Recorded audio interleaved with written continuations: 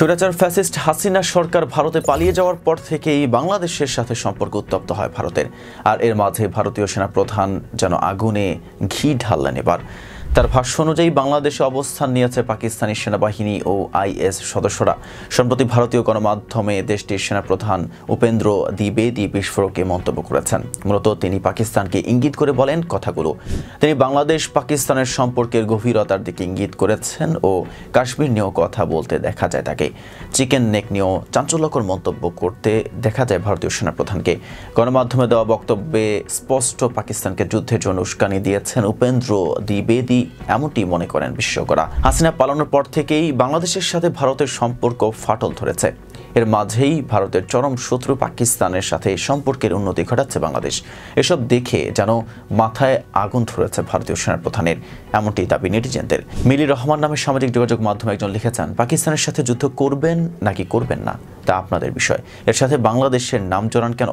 বাংলাদেশ শান্তিপ্রিয় দেশ, যুদ্ধের উস্কানি দিতে আসবেন না। নেটিজেনদের মতে ভারতীয় সেনাপ্রধান শুধু পাকিস্তানকে ইঙ্গিত করেনি, বাংলাদেশকে উস্কানি দিয়েছে তার বক্তব্যে। উপেন্দ্র দ্বিবেদী এ সময় কাশ্মীরকে নিজেদের এলাকা বলে দাবি করেন। মূলত ভারত পাকিস্তানের মধ্যে এই অঞ্চলটি নিয়েই দ্বন্দ্ব চলমান।